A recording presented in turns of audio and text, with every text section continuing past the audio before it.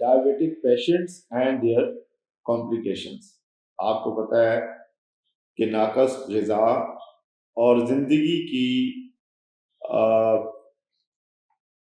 ایک امبیلنسز، یعنی جو کچھ ہمیں کرنا چاہیے وہ اس ترتیب سے یا اس انداز سے نہیں کرتے جو کہ کرنے کا حق ہے. ہماری بعض دفعہ غیر ضروری مصروفیات اور بعض دفعہ ہمارے کھانے پینے کی غلط عادات اور کھانے غیر معیاری غذا کا استعمال، یہ سب کچھ ڈائبٹیز یا شوگر کا باعث بنتے ہیں. اب اسی ٹاپک کو اگر ہم کہیں کہ ذیابیطیس کے مریض اور ان کی پیچیدگیاں، تو یہ غلط نہیں ہوگا. اب مریض ہونا تو ایک طرف، وہ دوائیوں پہ آ جاتے ہیں اور ڈاکٹر کی ہدایات کے مطابق اکثر لوگ پابندی سے دوا کھاتے ہیں، لیکن ساتھ ساتھ کچھ کمپلیکیشن ہو جاتی ہیں، جیسے پاؤں کے پنجوں میں جلن، نیلی نسیں نمایاں ہو جانا، خون کے داغ جیسے نشان بننا. شوگر کے مریضوں کی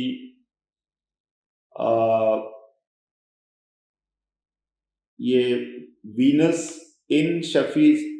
انسفیشنسی یا وریدوں کی کمزوری، یعنی ڈائبٹک نیوروپیتھی میں ذیابیطیسی اعصابی خرابی، ان سب علامات سے ظاہر ہوتا ہے کہ جسم میں خون کی گردش کی خرابی، اعصاب کی کمزوری اور میٹابولزم سسٹم کی خرابی ہو سکتی ہے یا ہو چکی ہے. ہومیوپیتھی اس سلسلے میں بہت مؤثر کردار ادا کرتی ہے. شرط یہ ہے کہ میری بتائی ہوئی ہدایات کے مطابق دوا لی جائے اور ان باتوں پہ عمل کیا جائے جن کو منع کیا جاتا ہے یا جس طرح سے دوا کھانے کو کہا جاتا ہے. اس سلسلے میں ہماری 2-3 دوائیں ہیں جو بہت اچھا کردار ادا کرتی ہیں.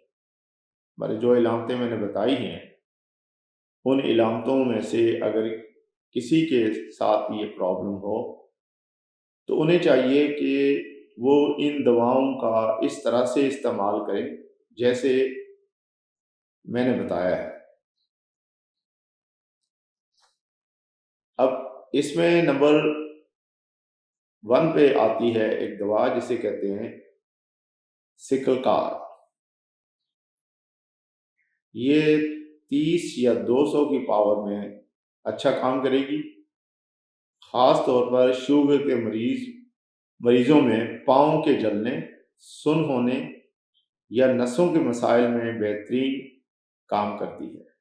ٹانگوں میں خون کی گردش کی خرابی ہو، نیل پڑ جائیں، داغ بن جائیں، خاص کر جب جلد خشک ہو اور شدید جلن ہو.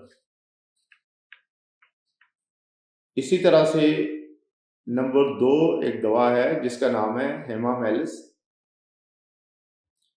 یہ 30 کی طاقت میں بھی بہت اچھا کام کرتی ہے اور کیو کی طاقت میں بھی لیا جا سکتا ہے. جب نسیں پھول جائیں، نیلی نظر آئیں اور دباؤ یا خون جمع ہونے کے نشانات ہوں، ٹانگوں میں بھاری پن اور نیچے کھچاؤ محسوس ہو، تو یہ دوا یعنی ہیمامالس یہ اچھا کام کرے گی. ایک تیسری دوا ہے جسے کہتے ہیں آرسینک الب.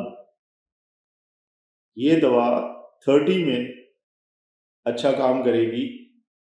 جب جلن رات کے وقت بڑھ جائے خاص طور پر بستر پر لیٹتے وقت مریض بے چینی محسوس کرے اور بار بار پوزیشن بدلے تو اس دوا کو یاد رکھنا چاہیے۔ اب میں یہاں پہ ان کے طریقہ استعمال کے بارے میں بات کروں گا۔ جو پہلی دوا آپ کو بتائی گئی ہے سکل کار، وہ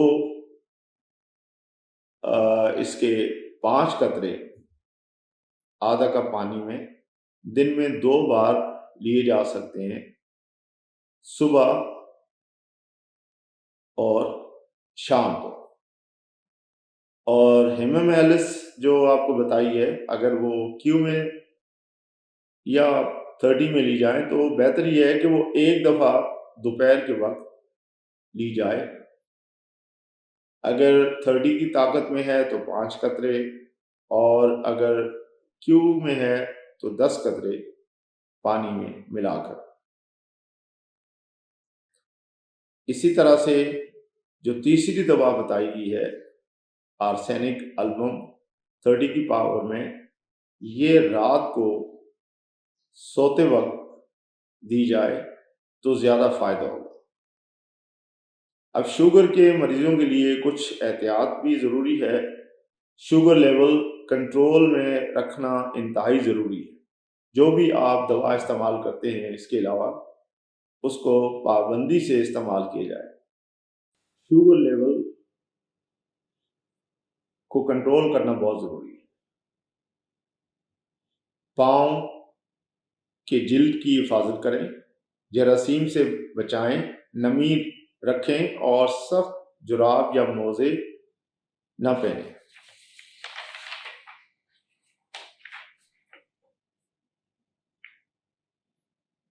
ان ساری چیزوں سے انشاءاللہ ضرور فائدہ ہو۔ اب اگر مکمل دوا کا پلان آپ جاننا چاہیں تو جو 3 دوائیں میں نے بتائی ہیں ان کو اس طرح سے لیا جا سکتا ہے۔ سکل کار صبح و شام دن میں 2 بار 4 گولیاں یا 5 قطرے۔ یہ جلن، خون کی خرابی اور نیوروپیتھی کو ٹھیک کر دے گی۔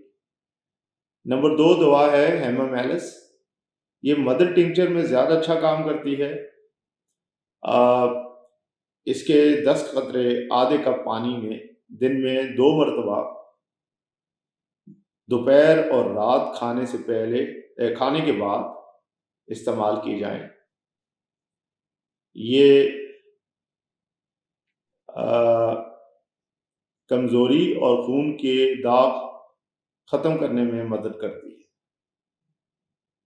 اور تیسری دوا جو آرسینک البم بتائی گئی ہے، سونے سے پہلے 1 خوراک یعنی 4 گولیاں یا 5 قطرے نیند بہتر بنانے، جلن کو کم کرنے اور عمومی جسمانی کمزوری کو کنٹرول کرنے میں بہت معاون ثابت ہوتی ہے۔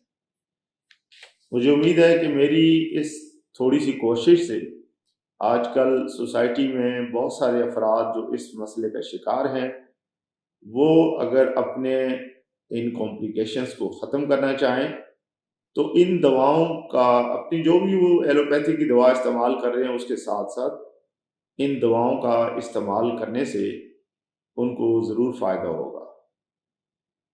اگر آپ کو میری ویڈیو اچھی لگے تو آپ ضرور میرے چینل کو سبسکرائب کریں اور دوسروں تک ان باتوں کو پہنچائیں تاکہ بہت ساروں کو فائدہ ہو۔